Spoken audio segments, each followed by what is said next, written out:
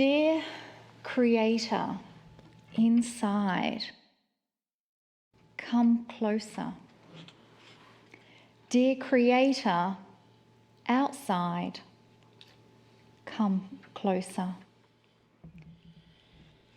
Dear angels, guides, helpers, elementals of Gaia, come closer. Let me feel your support and connection. Meld with that piece of me that wants to have spiritual help come into my life, and make it in a form that I can understand and feel. I give permission and allowance for the Creator to come closer, for my angels and my guides to come closer. I accept the unconditional love that is pouring forth to me. And I give honor and thanks for this moment where I have said yes to sit and listen to the divine messages from Kryon.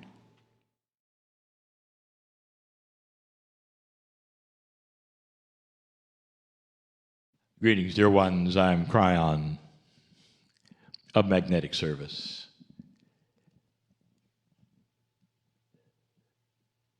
When we started this series, I told you that I would present 4 facets or faces of compassion. There are many faces or facets of compassion, and we would look at 4. Some common, some more difficult. This is the third one. Of all of the 4 we studied, this catalytic one. The catalyst means the 3, that is, the change that is coming, if you can understand this one, is the hardest. It's the hardest because it has to do with you personally. Let us do what we have done the last 2 times. We're going to give you a definition of compassion. And the definition that we give is not necessarily the one that you'll find in your society, in your dictionaries, because it comes from us. What is, in your opinion, the highest form of compassion? And that would be the one that comes from the other side of the veil.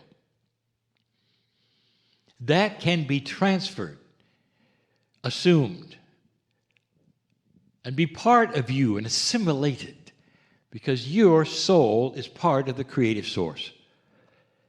I would like to give you yet again the definition of compassion. As we see it, compassion is the connection with the mind of spirit, the mind that of God, if you wish, of the creative source, a connection with the creative source, which allows a meld to occur that gives you the energy of mature benevolence, of open-heartedness, and an understanding of all that is around you. I'm going to say it again. Perhaps the words may change a little for you to hear it again and again and again. Compassion is the connection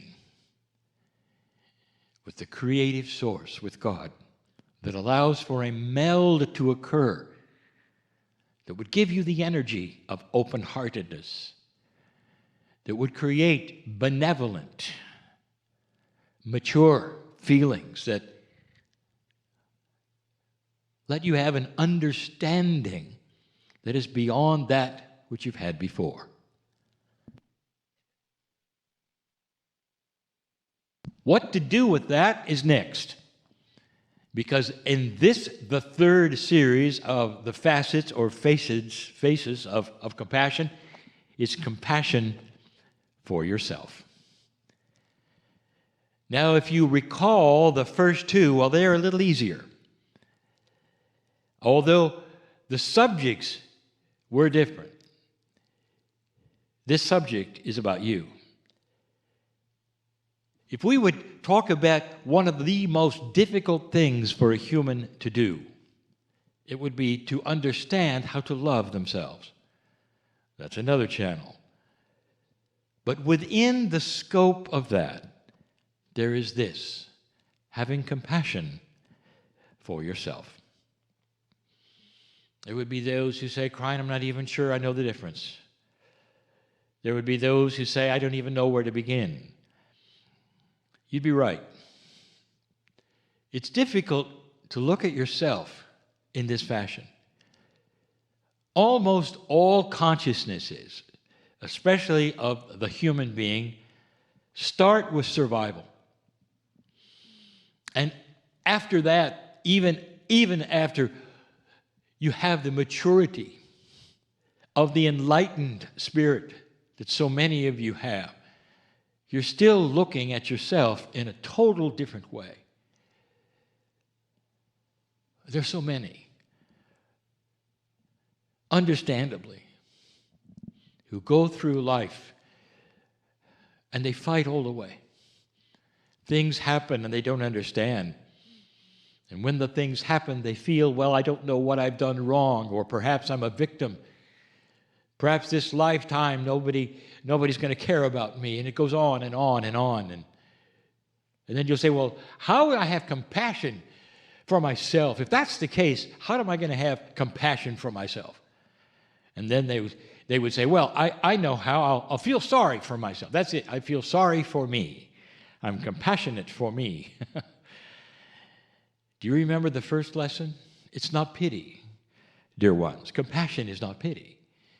We gave you the definition. Compassion is not feeling sorry for yourself or for anyone else. Oh, no. So here we are with the idea that you can have a compassion for yourself. What have you been through? It doesn't matter how long you've lived. Young person, senior, it doesn't matter. You've all gone through things that perhaps create your feeling of being less than or beat up perhaps or down. It is common to all consciousnesses, even as you grow up. Can you look at your life so far and say, I have gone through a lot and I'm still here? In fact, I am learning how to be more kind to myself. You might say that because that is the lesson, is it not? This is what we teach, is it not? That's what the Circle of 12 is all about. You sit in the chair and you start to see yourself in a different light. Can you have compassion for your journey? Again, connection with the mind of God and the meld of benevolence and understanding. Open-heartedness for yourself. Can you stand back and look at your name goes here and say, wow, what a life. What if you've been through it? You know what I'm talking about. There's an expression that I want to remind you of that we've used before. It's iron sharpens iron. Have you been sharpened lately? And if you have, can you have compassion for you in the situation, not as a victim, but as a victor? Being victorious in the light of having so many things happen and going through it and coming out the other side, as you must have, even to watch this. Wow, that's impressive. You can have compassion, connecting with the mind of God and seeing yourself and being open-hearted about it, benevolent about it, seeing yourself perhaps sitting in the chair and addressing yourself and say, I have compassion for this soul who has been through these things and has survived as a victor, not as a victim. Passing from victim to victory is that essence of having compassion for yourself. I invite some of you to hear this again so that you'll understand what I'm saying, what I'm talking about. The hardest thing for you to do is to step back from yourself. We have asked you to love yourself. You can love yourself because of what you've been through and because of that which is truly your sacred consciousness. And you'd be right to do so. You're a creature of the Creator, loved by the Creator. And that gives you the ability to be compassionate for yourself as well. I'll say it again. Compassion is the catalyst that creates things. If you can have compassion for these things that we are teaching you this month, what happens next is special. Did you know that compassion is the trigger that eliminates fear? If you are a compassionate person, you look at things completely different, including yourself. Let's say you step off into some unknown place or think something startling happens, or perhaps even something negative happens. Can you then stop, back up, and go, I got through that one. Wow. Iron sharpens iron. Can you look at yourself in a series of victorious events as you conquer the fear and you conquer that which is negative around you? It's the opposite of so many who fall into that pattern. Every time something happens, they say, oh, here it is again. What's going to happen again is that, oh, here it is again. I can never get ahead. We're telling you, dear one, that is not your legacy. That's not why you're here. You're here to conquer every one of those things and move into a light that then creates situations that you didn't expect. If you can have compassion, that is an element of God. And that element starts to grow with you, and then it becomes second nature to you. That not only will you have compassion for others and the plan and the things that we have told you in the first two, but now you come to yourself. And when you start to have compassion for yourself, here it comes, the healing begins. The cells of your body, the diseases that might be there, the things you think are coming your way genetically, all start to go away because you have chosen to be compassionate with that which is you. Your name goes here. That's when the healing starts.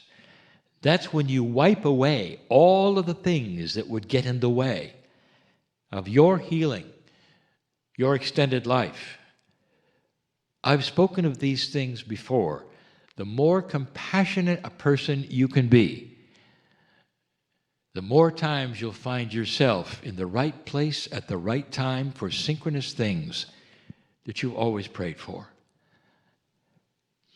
This is the love we speak of that is possible with the sacred compassion that comes with the human being. It's in your soul. It's ready to go.